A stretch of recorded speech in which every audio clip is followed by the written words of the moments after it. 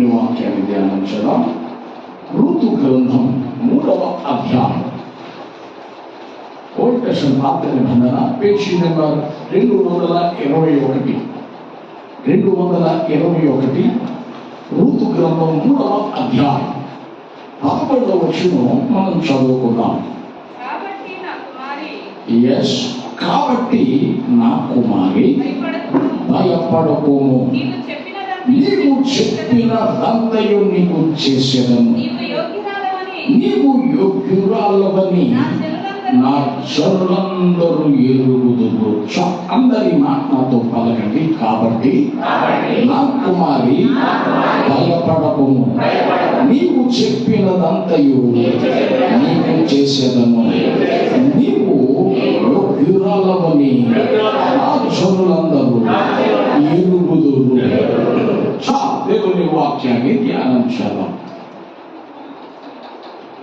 Ruth ఎవరు అంటే, Ruth ఒక అన్యురాలు.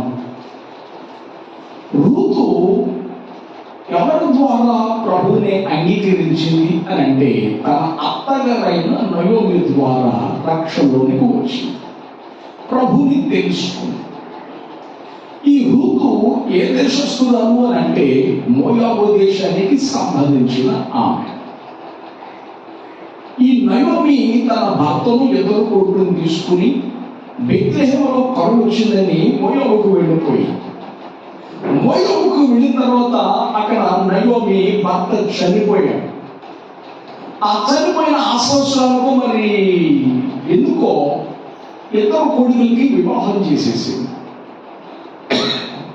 ఒకడు మహులోను, రెండోవాడు కిలియో. వీళ్ళిద్దరికి వివాహం చేసేసింది. వివాహం అవగానే ఆమె అక్కడే ఉంది, మోయాబులోనే ఉంది. అప్పుడే భర్త చనిపోయాడు, అక్కడే ఉంది. ఏదో వాగ్యాలు ఎరగిద్దామని, కానీ అక్కడ పెద్ద కొడుకు చచ్చిపోయాడు, చిన్న కొడుకు చచ్చిపోయాడు. అప్పుడు ఇద్దరు కోడళ్ళని పిలిచి రూత్ అంది, నయోమి అంది, కోడళ్ళారా, మీకు వయసు ఉంది, అందం ఉంది, శక్తి ఉంది, మీకు పిల్లలు లేరు, చేసుకున్న సంవత్సరానికి పెద్ద కొడుకు చిన్న కొడుకు చచ్చిపోయారు. కోడళ్ళారా, మీరు వెళ్ళిపోండి, మీ దేశం, మీ పుట్టింటికి వెళ్ళిపోండి, మీ కాపురాలు మీరు చేసుకొని, పెళ్లి చేసుకుని కాపురాలు చేసుకుని పిల్లలు కానండి అని చెప్పింది.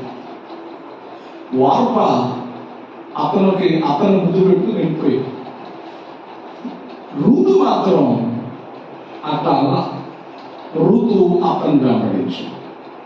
సరే, అతను వెంబడించి ఈ నయోమి రూతును రక్షణలోకి నడిపించి ప్రభు దగ్గరికి నడిపించి రూతును ఆత్మీయురాలుగా చేసి నయోమి ఆత్మలో దిగజారి. ఆత్మీయతలు ఏం చేసింది రూతు? నయోమి దిగజారిపోయింది. ఎట్లా మీరు చెప్పగలరు పాస్టర్ గారు అని మీరు నన్ను అడగొచ్చు. దానికి వాక్యాన్ని చదివిస్తాం. ఆమె ఏ రీతిగా దిగజారిపోయిందో, చలారిపోయిందో ఆ మాటలు మనం చదువుకుందాం. రూతు గ్రంథం 1వ అధ్యాయం. రూతు గ్రంథం 1వ అధ్యాయం. నేను చదివించిన మాట వివరణ దొరకాలంటే, వివరణ రావాలి అని అంటే ఈ విషయాలు మనం ఖచ్చితంగా తెలుసుకున్నాం. ఓకే, రూతు గ్రంథం 1వ అధ్యాయం 11వ వచనం మీరు చదవండి. మీరు చదువుతూ ఉండండి, కావాల్సిందని నేను తీసుకుంటాను. ఓకే,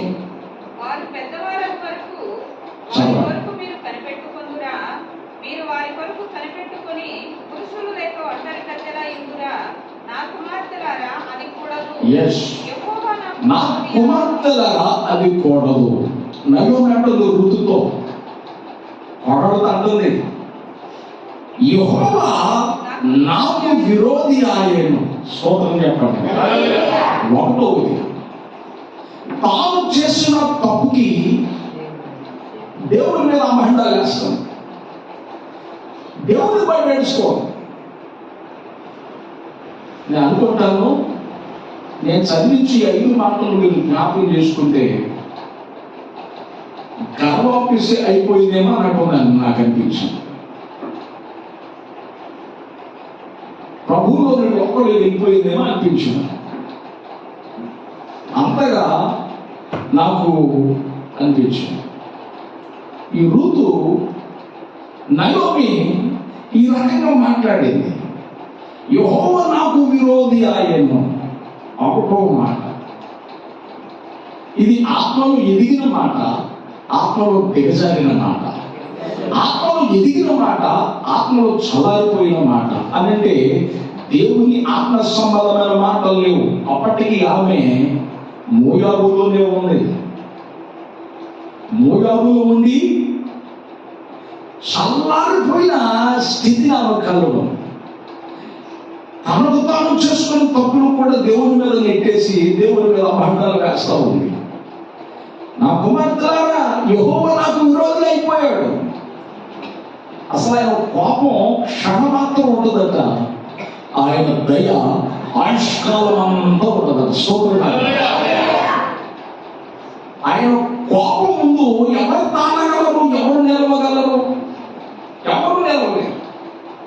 దేవుడు ఎందుకు విరోధి అవుతాడు? నువ్వు పరిశుద్ధాత్మని దూషించావా?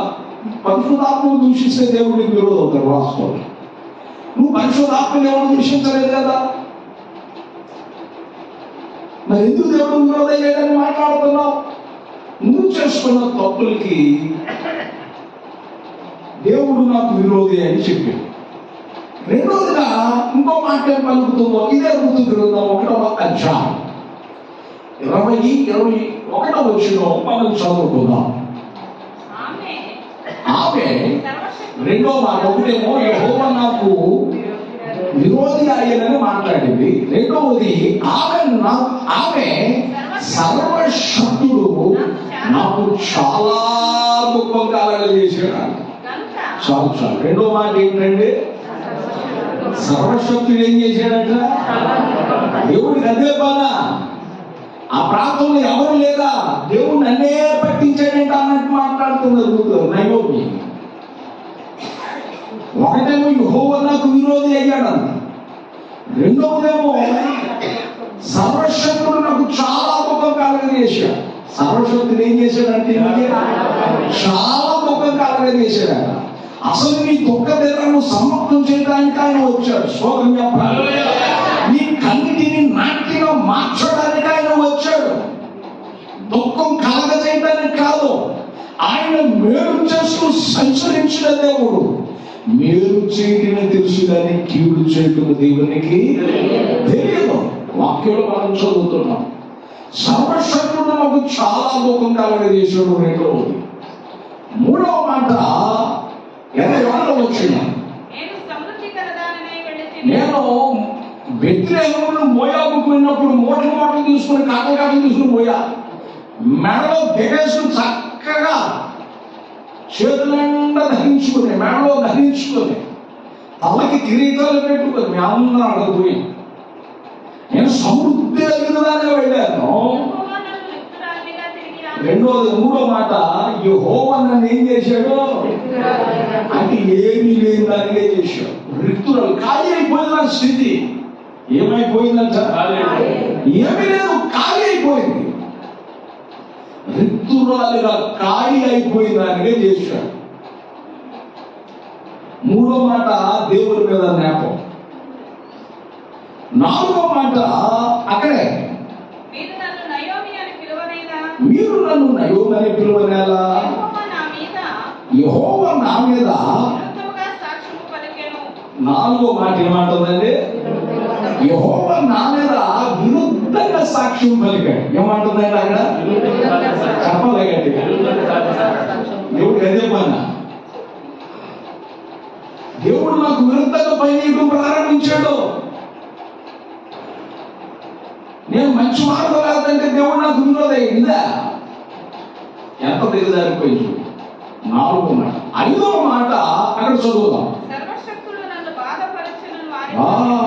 సర్వశక్తుడు నన్ను ఏం చేశాడు?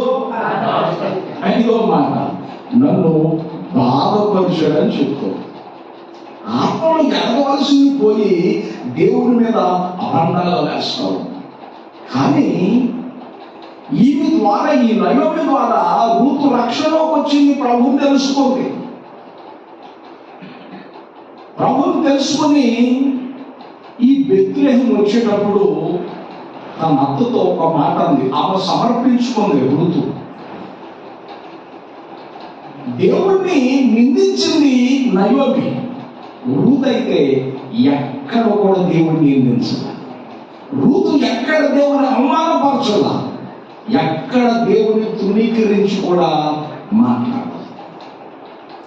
నయోమి, రూతును నడిపించిన నయోమి బలహీనమైపోయింది, చల్లారిపోయిన మాటలు వస్తున్నాయి.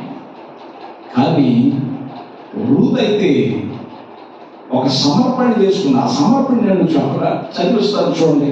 రూతు గ్రంథం 1వ అధ్యాయం, రూతు గ్రంథం 1వ అధ్యాయము 16వ వచనం మనం చదువుకుందాం. అందుకు రూతు నా వెంబడి రావద్దని.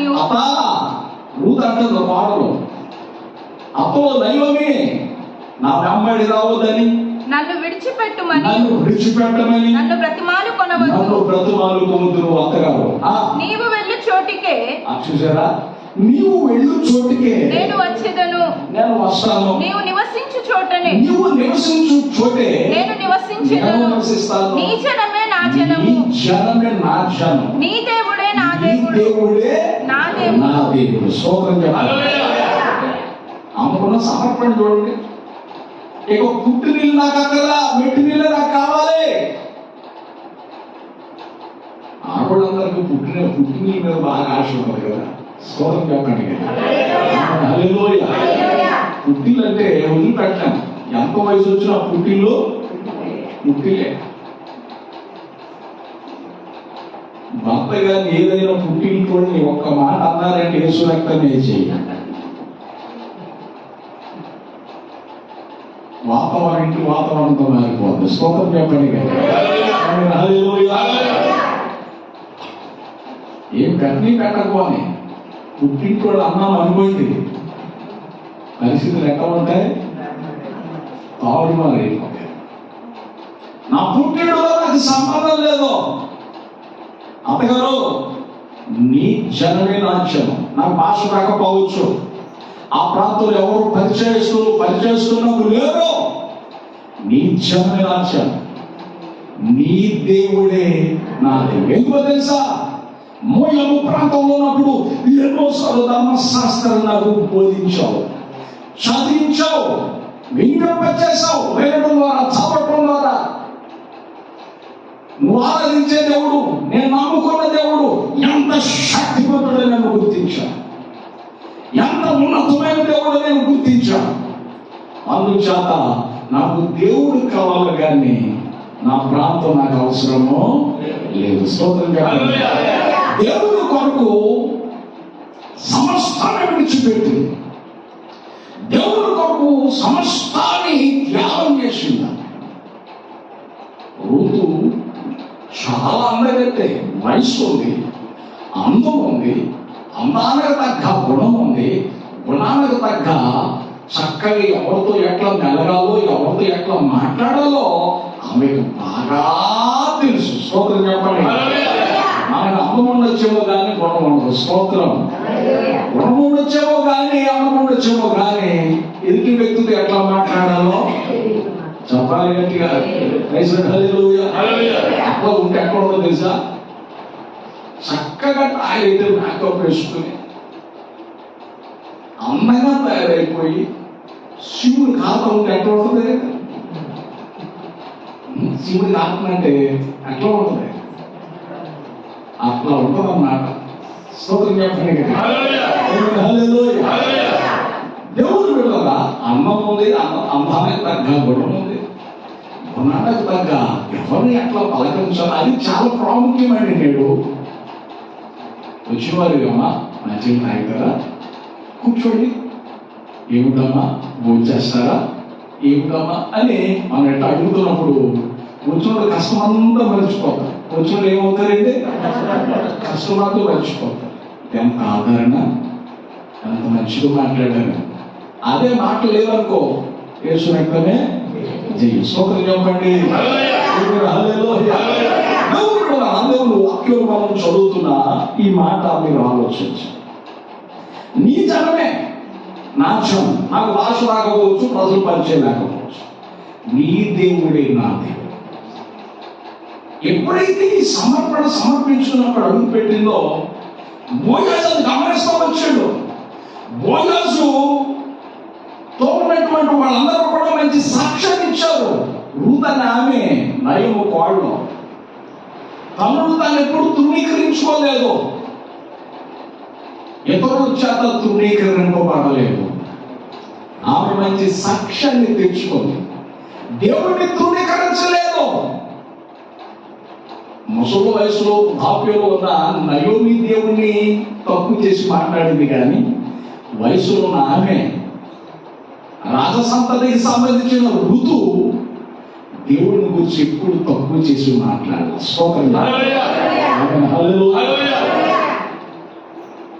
అందుకే బోయజు అంటున్నాడు, నా జనులందరూ కూడా ఎదుగుదురు, నువ్వు యోగ్యురాలుగా. నేనే కాదు,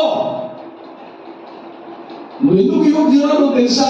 ఆ మాట కూడా చదువుతా చూడండి, ఆ మాట కూడా చదువుకుందాం. ఋతు గ్రంథం 2వ అధ్యాయం, ఋతు గ్రంథం 2వ అధ్యాయం 11, 12 వచనాలు మనం చదువుదాం. 11, 12 వచనాలు.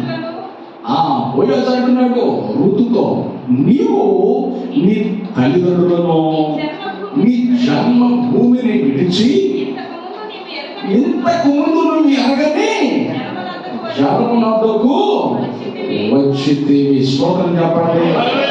హల్లెలూయా.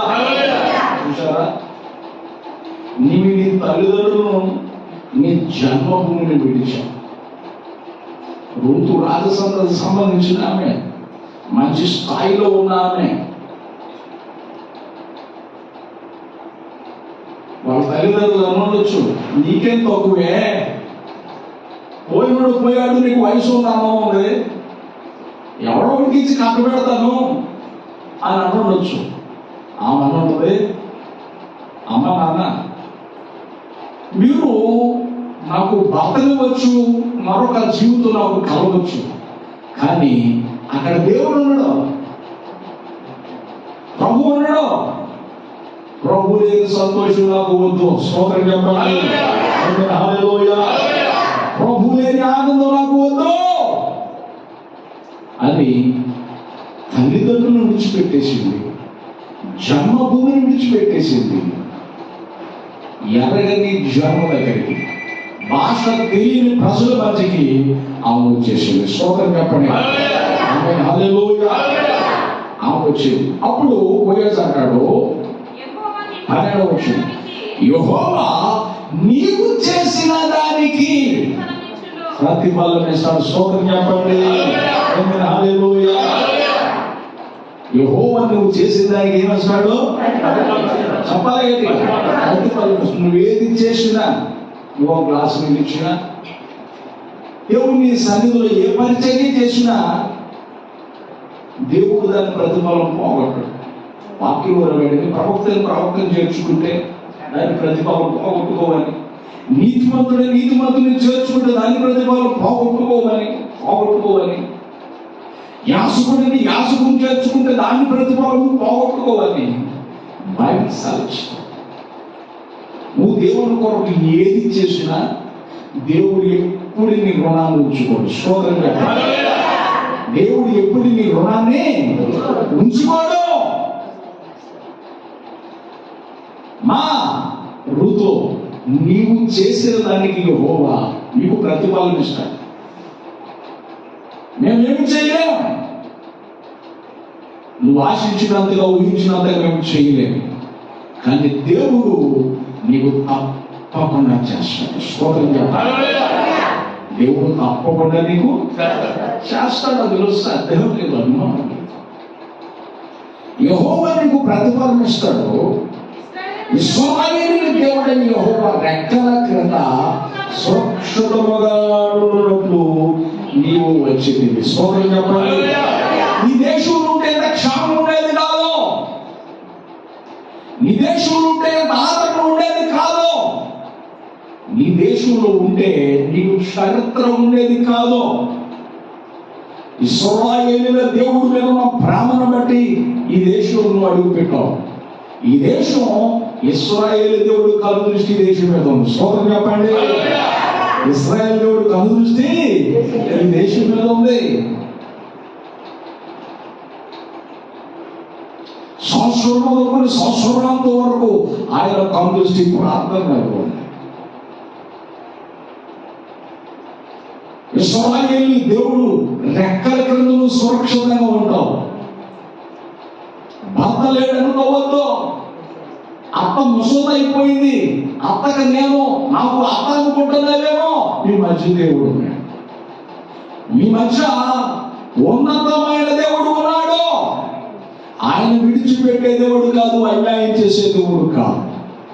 ఏ టైంలో నీకు ఏది ఇచ్చేయాలో, ఏ టైంలో నీకు ఏది ఇవ్వాలో ఎరిగిన దేవుడు ఆయన. ఆయన క్షేమాన్ని ఇస్తాడు, సురక్షితంగా ఉంచుతాడు. ఏం చేస్తాడండి? అక్కడ చెప్పండి. సురక్షితంగా దాని అక్కడ సురక్షితంగా ఉంటాడు. నిన్న నాకు ఆశ్చర్యం అయిపోయింది. నరసింహరావు చెప్పిన మాట, క్రింద ఎక్కడో వాళ్ళు 9-11 వరల క్రింద ఉండి ఏదో పని చేస్తాడు. పైనుంచి వారి ఇరిగిపోయి నడు మీద పడిపోయింది. అయిపోయింది జీవితం అనుకుంది. అయ్యా తట్టుకోలేకపోతున్నాయని, ఊపిరి తీసుకోలేకపోతున్నాయని నాకు ఫోన్ చేసి నాకు ఆశ్చర్యం అనిపించింది. అమ్మో ఎక్కడ తగిలిందో అని. ఆయన అనుకున్నాడు ఎముకలు ఇరిగిపోయినాయి అనుకున్నాడు. అవునా నరసింహరావు? ఎముకలు ఇరిగిపోయినాయి అనుకున్నాడు. అయిపోయింది నా పరిస్థితి, అవి జీవితం అయిపోయింది అనుకోండి. నీకేం కాదులే ప్రార్థన చేశానని ప్రేర్ చేశాను. డాక్టర్ దగ్గరికి వెళ్తే అన్నాడట, కొంచెం కండం నలిగిందయ్యా అన్నాడు. అంత ఎత్తు నుంచి అంత వడ మీద పడటం అంటే చిన్న విషయం కాదు. కానీ ఇశ్రాయేలీయుల దేవుడు తన రెక్కల క్రింద నేను భద్రపరిచాడు. ఇశ్రాయేలును కాపాడువాడు కునుకడు, నిద్రపోడు. అంతటితో ఆగిపోయి ఏ ప్రమాదం చోటు చేసుకో. ఋతులో ఇశ్రాయేలీయుల దేవుడు సురక్షితంగా నేను కాపాడతాడు. అంతేకాదు నీకేం చేస్తాడో తెలుసా? ఆయన నీకు ఏ బహుమానం అండి? అందరూ చెప్పండి, చెప్పాలి గట్టిగా. సంపూర్ణమైన బహుమానం ఇస్తాడు. నువ్వు చేసిన దానికి ఆయన ఏమి ఇస్తాడండి? సంపూర్ణమైన బహుమానం. అంతేకాదు మోయాబులో ఉన్నప్పుడు ఈ ఋతు ఓ మంచి సాక్ష్యాన్ని తెచ్చుకోండి. అక్కడి నుంచి ప్రభుని తెలుసుకుని బెత్లెహేములో అడుగు పెట్టిన తర్వాత కష్టాలు పాలైపోయిన అత్త కోడలైన ఈ ఋతు నయోములు కలిసి ఉంటున్న అత్త మాట జవదాటల. స్తోత్రం చెప్పాలి.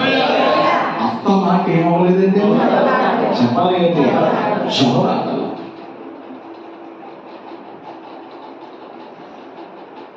దేవుని బిడ్డలారా, ఈ ఋతు వచ్చిన మొదలుకొని మా పోషణ ఎట్లా, మా ప్రస్తుత పరిస్థితి ఎట్లా అని ఆలోచన చేస్తూ చేలోకి వెళ్ళి పరిగెడుకోవటం ప్రారంభించాం.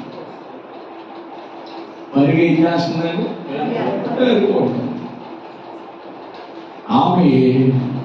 ఆమెకున్నటువంటిది ఏంటంటే కష్టపడేతాం.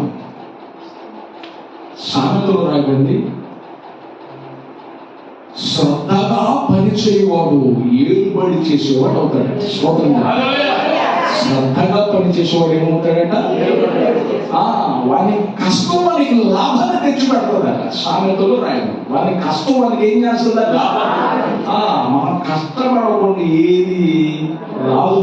మన పురుగు వస్తాడు అంటాడు, డబ్బులు ఎవరికే ఊరికే రావు. స్తోత్రం చెప్పండి. డబ్బులు ఎవరికే ఊరికే రావు. కష్టపడకుండా ఏది రాదు. రాజుగారు కూతురే, ఉన్నతమైన స్థితి కలిగిందే, కానీ ఇక్కడికి వచ్చి పరిగే ఎదుర్కొంటుంది. నా జీవితం ఏంటి ఇట్లా అయిపోయింది, ఈ దేవుడు నమ్ముకున్న కానీ దేవుడి దగ్గరకు వచ్చిన దగ్గర నుంచి నా బ్రతికి ఎట్లా అయిపోయింది ఏంటి, మా అత్తగారు ఈ రకంగా నన్ను లాభం చేసి మాయ చేసి ఎట్లా చేసిందని అనుకోవాలా. ఆ పొజిషన్ మనం ఉండమంటే అత్త నా చెత్త అనేవాడు. సోదరు చెప్పండి, హల్లెలూయా. వాస్తవం చెప్పాలి, చెప్పాలి ఖచ్చితంగా. మళ్ళీ పైపై తత్వం బ్రహ్మసు తోట ఉండొచ్చుగా, ఎక్కడికి వెళ్ళే అని అడిగారు కోసం అవ్వాలా. నేను ఎక్కడ చెప్పి నీకంటే మొత్తం ఉడుతున్నాను పెడతాను తిని సాగము అంత అంత వాళ్ళని పొలంలోకి వెళ్ళాను, పరిగెత్తుకు వచ్చాను. ఎంత వివరణ. అందుకే అందంతో పాటు గుణం ఉండాలి. గుణంతో పాటు ఆమెకి ఎవరితో ఎట్లా మాట్లాడాలో ఆమెకు తెలుసు. మనం కూడా మాట్లాడతాం కొన్ని మాటలు. మన మాటలు కొంతమంది మాట్లాడితే అసలు పొడుగు మాటలు స్తోత్రం. కొన్ని మాటలేమో మొఖాన్నే తొందరపడి అట్లా మాట్లాడకూడదు. ఈ రోజు బట్టి విరోధం అయిపోతాం, తెగలాగా తెచ్చుకోకూడదు. స్తోత్రం చెప్పండి. నార్మల్గా మన గోపి దగ్గరికి ఎవరో ఒక ఆయన వచ్చేదంటే కోపం వచ్చిందట. నేను చెప్పిన అట్లా తెచ్చుకోవడానికి కోపంతో మాట్లాడకూడదు అని చెప్పాను. సామరస్యంగా ఏ పరిస్థితుల్లో సామరస్యంగా మాట్లాడతాను. అది గుర్తొచ్చిందట. అంటే ఆమె అందరితో పాటు నేను కూడా చేస్తాను. ఏమైందిరా అంత కోపంతో కూడా మాటకి సడ్డనిపోయాడు. స్తోత్రం చెప్పాడు. కోపం కదా నాయన అని. ఏమైంది అన్నయ్య? అందరితో పాటు ఎలా అన్నయ్య? ఏమైందన్నయ్య? నీ మాటకి నేను ఎదురు చెప్తానే అని ఒక మాట అనేటప్పటికి ఆతుడు సడ్డనిపోయాడు. అది సమయోచితమైన మృదువైన మాట క్రోధమును చల్లార్చిన సామెతలు 13 రాయబడి. స్తోత్రం చెప్పాలి. మృదువైన మాట క్రోధం ఏం చేస్తుందట? అవతోడు ఏగానంటే బాబుడు అట్లా ఉన్నప్పుడు తగ్గుండి ఏమైంది? డైలాగ్ ఇంకా ఉంటాను నేను, ఎక్కడ నిగ్గం అనేది కాదు, ఎక్కడ తగ్గమన్నవాడే గొప్పవాడు. స్తోత్రం చెప్పాలి. ఎక్కడ తగ్గమన్నవాడే గొప్పవాడు. అది వాక్యంలో కూడా రాయబడి. తను హెచ్చించుకున్నవాడు తగ్గించబడతాడు, తగ్గించుకున్నవాడు హెచ్చించబడతాడు బైబిల్. దేవుడు బిడ్డ రూతు యోగ్యురాలని తెలుసు. అయితే బోయోజు పొలంలోకి వెళ్ళింది. ఆ బోయోజు ఏమంటాడో తెలుసా? దయచేసి మనం చదువుకుందాం. చూడండి, రూతు గ్రంథం 2వ అధ్యాయం 7, 8, 9 వచనాలు మనం చదువుకుందాం. ఆమె నేను పోయి వారి వెనక పనుల మధ్యలో ఏరుకుని కూర్చున్నటకు దయచేసి నాకు సెలవేమని అడిగాను. ఆమె వచ్చి ఉదయం మొదలుకొని ఇది వరకు ఏరుకుని సోదరు చెప్పండి కదా. చూసారు, ఉదయం వెళ్ళినట్ట పరిగెత్తుకోవడానికి పోసేవాడు వస్తున్నారు. పోయేది చాలా మంచి పనుడు. పరిగెంటే మనం ఎట్లా ఏరుకుంటాం? అంత కోసి కొప్పేసి అంత వేసేసిన తర్వాత మనం ఏరుకుంటాం. కానీ పోయేది ఎటువంటి కాదు, కోస్తున్నాగానే ఏరుకో. సోదరు చెప్పండి. ఎంత తప్పుగా ఆమె కోసుకో ఆమె ఏరుకుంటాం కాబట్టి నయోమి ఆమె ముసలోడు దానికి ఆధారం ఏం లేదు, కుప్పుడు వదిలేసేయండి అన్నాడు. కోసేది కోస్తా ఉంటే కుప్పుడు అట్లా వదిలేస్తుంటే ఆమె ఏరుకుంటున్నాను ప్రాణాలు మర్చిపోయాడు. నేను ఒక ఆయన చూశాను, అట్లా ఉండటం తప్పేం కాదు. కానీ బైబిల్ ప్రకారం పరిగె ఏరుకునే వాళ్ళకి అవకాశం ఇవ్వాలి. స్తోత్రం చెప్పాలి. పరిగె ఏరుకునే వాళ్ళకి ఏం చేయాలి? అవకాశం. ఒక ఆయన నేను చూశాను, శుభ్రంగా కోసారు, కొప్పేశారు. మళ్ళీ ఈయన అంత పెద్ద రైతు ఈయన ఏం చేశాడంటే మొత్తం ఈయన పరిగెత్తాడు. ఈయన ఏం చేస్తున్నాడంటే మొత్తం పరిగెత్తాడు. ఒక పరిగెత్తుకున్న వాళ్ళు వస్తే అవతల చేలో దొరికింది కానీ ఎవరి చేలో ఒక గింజ కూడా దొరకలేదు. అందుకని ఈ చేలోకి ఎప్పుడు రాకూడదు అంటున్నాను. అని బోయోజు మనిషి రైతు వేల ఎకరాలు ఉన్నాయి. అందు మధ్యలో ఏదో మనిషి చెప్పాడు, ఆ పరిస్థితి తెలుసు కనుక నా కుమారి నువ్వు కంగారు పడద్దు, నువ్వు భయపడద్దు, నువ్వు యోగ్యురాలని తెలుసు. పనుల మధ్యలో ఆమె ఏరుకోవడం ప్రారంభించింది. ఉదయం మొదలుకొని సాయంత్రం కష్టపడతాం. ఏం చేస్తుందండి? అన్నది చెప్పాలి. కష్టపడకుండా ఏమవుతుంది? కష్టపడి చదువుకోమన్నామండి ఎండలో కూర్చుని. చెప్పండి గట్టిగా. ఎండలో కూర్చుందా ఉంటుంది కాదు, అదే మనటి చెమట కాదు. ఎండలో కూర్చుంది కావడం కాదు, కష్టపడటం అంటే దేవుడు. నువ్వు దివారాత్రులు ఇంట్లో కూర్చుని చదువుతూ ఉన్నా, చదివేవాడు చదువుకోవాలి, పని చేసేవాడు పని చేయాలి. మా దగ్గర పనులు ఉంటారు. అమ్మాలకు పోయి నేను చెప్పాలి, అమ్మ నేనున్న బిడ్డ చక్కలు ఆడతాను. నేను కాస్త బయట నుంచి అందులోంచి ఇంట్లోకి వచ్చేదానికి ఇందాక చేసిన కాడే ఉంటాను,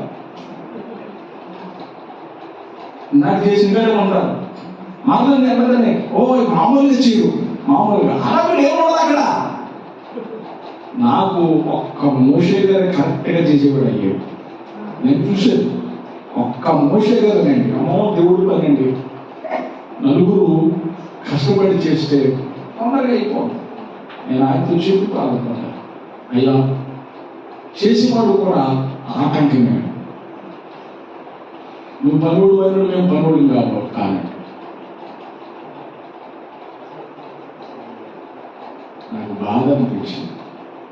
నేను చెప్తున్నాను, నువ్వు కష్టపడితే నీ కష్టం ఎన్నటికీ లాభంగానే ఉంటుంది. నీ కష్టార్జితము అనిపిస్తుంది. నువ్వు కష్టపడకుండా రూపాయి తీసుకెళ్తే అది చంచు వేసినట్టు ఏమైపోతుంది?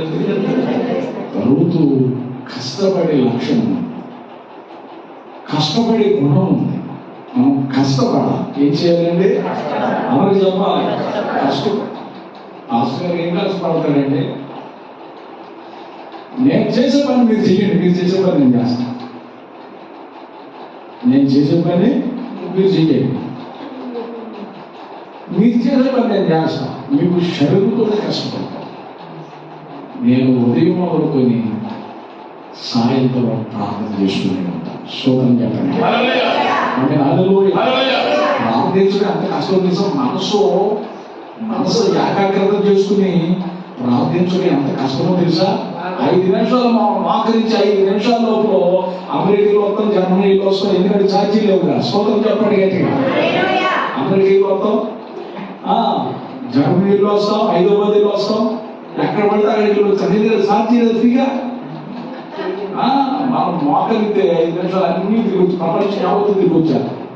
కానీ అది కాదు, ఏకాగ్రత, దేవునితో కనెక్షన్ ఉండాలి. స్తోత్రం చెప్పండి. అది మనం తెచ్చుకుని మనం ప్రార్థించాలి. అది నేను చేయను, మీరు చేయాలి. ఒక్కటి నేను చేయను, 1-2 గంటలు తృప్తి ఉండదు. కానీ గంటలపడి దేవుడితో దేవుడు పెట్టాలి. దేవుడు వాక్యం సాధిస్తూ ఉంది. ఉదయం వరకు కూర్చుని కొంతసేపు మాత్రమే ఎండ కూర్చుని అని వాడు చెప్పాను. అప్పుడు వయస్సు వృద్ధుతో ఎన్నో వచ్చింది. నా కుమారి, నా మాట విను, వేరొక పొలములు ఏరుకొండకు పోవద్దు, దీనిని విడిచి పోవద్దు. ఎచ్చట నా పనికెక్కల యొక్క నిలకడ ఉండు. వారు కోయించులు కనిపెట్టు వారిని వెంబడించు. నీకు మొక్కకూడదని యవనస్తులకు ఆజ్ఞాపించి ఉన్నాను. నీకు దాహమవునప్పుడు కొన యొద్దకు పోయి పనివారు చేసిన నీరు త్రాగునని చెప్పాను. స్తోత్రం చెప్పాలి. బాగా ఆలోచించాను. ఆమె కష్టపడుతుంది. ఆ పొలంలోకి వెళ్ళింది. పోయేసరికి అమ్మా వేరొక పొలంలోకి వెళ్ళవాక, వాడు చూపులు మంచి కాదు, వాడు గుణాలు మంచి కాదు. వాళ్ళ చేలకు వెళ్తే పుకార్లు షికార్లు చేస్తాయి. పూసిందంటే కాసిందంటారు. వాళ్ళ చేలకు వెళ్ళవాక, తల్లి నా కుమారి నా చేలో ఉండు, నా పనికత దగ్గర నిలకడగా ఉండు. ఎందుకంటే నువ్వు యోగ్యురాలు అని నాకు తెలుసు. స్తోత్రం చెప్పాలి. అందులో మా దగ్గర కూడా ఆవిడ పిచ్చాసలు ముందే చెప్తానే అడిగే, రే ఆమెను ముట్టకూడదు, ఆ వైపు కన్నెత్తి చూడకూడదు, ఎందుకంటే యోగ్యురాలమే. తన ప్రాంతం అనే ప్రాంతానికి వచ్చింది, తన భాషగాని జన్మకి వచ్చింది, తన జన్మగాని జన్మకి వచ్చింది. మనం గౌరవించాలి, వీళ్ళు ఇవ్వాలి. ఒకరోజు ఒక ఆయన మమూరుడు కాదంటే, నా తండ్రి గారు పుల్లారెడ్డి గారు మమూరుడు కాకపోతే న్యాయం వద్దురా, ధర్మం వద్దా అని అడిగారు. నేను పఠించడానికి ఎంతో కృతజ్ఞత, గుర్తు చేసుకున్నప్పుడు దేవుడు చూపిస్తాను. మమూరుడు కాకపోతే మాత్రం న్యాయం ధర్మం వద్దా అని నా తండ్రి గారు అడిగారు పుల్లారెడ్డి. నాకు ఎప్పటికీ గుర్తు. మమ్మల్ని కూడా ఆయన అవతలాయి కట్టుకుంటే నాయన గారు మర్చిపోయి వచ్చేవాళ్ళు, కానీ నా మనసు ఒక మెదుగుతాను. కృతజ్ఞత భావం ఎప్పుడు అది ప్రార్థన చేస్తాను. ఆమె ఈ ప్రాంతం కాకపోవచ్చు, కానీ మన దగ్గరకు వచ్చి మంచి సాక్ష్యాన్ని తెచ్చు, మంచి గుణం కలిగినటువంటి తల్లి. ఆమె చోరుకు పోవద్దు, ఎకశకాలుగా చెయ్యొద్దు, జాగ్రత్త. అమ్మా నీకేదైనా దాహం అయితే ఇదిగో అక్కడికి వెళ్ళి అక్కడ పనివాడు పెట్టుకున్న నీళ్లు తాగేసేసి సంతోషంగా పని చేసుకో. అంతేకాదు, ఆయన పేలాలు తింటూ కొన్ని పేలాలు ఇచ్చాడు. స్తోత్రం చెప్పండి. మన ప్రభుత్వం పేలాల మీద కూడా ట్యాక్స్ చేసింది. స్తోత్రం చెప్పండి. మన ప్రభుత్వం ఏం చేసిందండి? పాపకర్మ మీద పెట్టింది. అదొక పాపకర్మ అయిపోయింది. దాని మీద ట్యాక్స్ చేసేయండి, తినే పేలాల మీద. రేపు ఈ రోజులు కూడా రావచ్చు, పీల్చే గాలి మీద ఒక ట్యాక్స్ ఇవ్వచ్చు. స్తోత్రం చెప్పండి. పీల్చే గాలి మీద ట్యాక్స్ ఆశ్చర్యపడక్కర్లేదు. దేవుడు బిడ్డలారా, బైబిల్ సెలవిస్తోంది. పేలాలు ఇచ్చాడండి. ఆమె కొన్ని తిని కొన్ని మిగుల్చుకుని మూట కట్టుకుని అత్తగారి దగ్గరికి, ఇటు అత్తగారు అడుగుతుంది ఎక్కడి అయ్యి అని అడుగుతుంటే, అత్త అలా ఆయన దగ్గరికి వెళ్ళాను, ఆ చేలో పనిచేస్తే ఆ చేలో పరిగెత్తుకుంటుంటే ఆయన మంచుడు దాకా మరి ఎట్లా ఇచ్చారు, ఎట్లా చెప్పారు, ఎట్లా ఇచ్చారు, ఎట్లా తింటారు, నేను తిన్నాను, తినే ఇట్లా నీకు తీసుకొచ్చాను. స్తోత్రం చెప్పండి.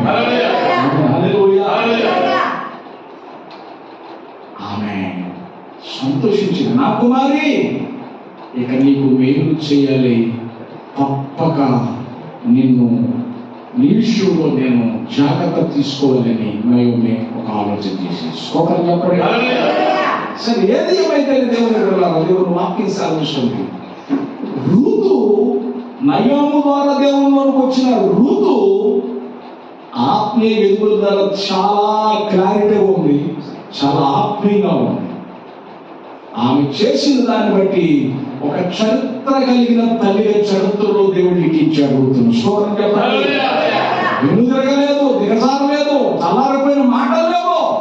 కానీ నయోమిలో ఆమె ఆత్మీయత జీవితంలోకి నడిపించిన ఈ నయోమి మాత్రం బలహీనం అయిపోయింది. నేను అడుగుతున్నాను, నువ్వు నయోమి వా రూతివా? నువ్వు నయోమిలా ఉన్నావా, రూతులా ఉన్నావా? చల్లారిపోయిన స్థితిలో ఉన్నావా, లేదా రూతులాగా ఎదిగిన స్థితిలో ఉన్నావా? ఒక్కసారి ఆలోచించండి, తల వంచండి, ప్రార్థించండి, తల వంచండి.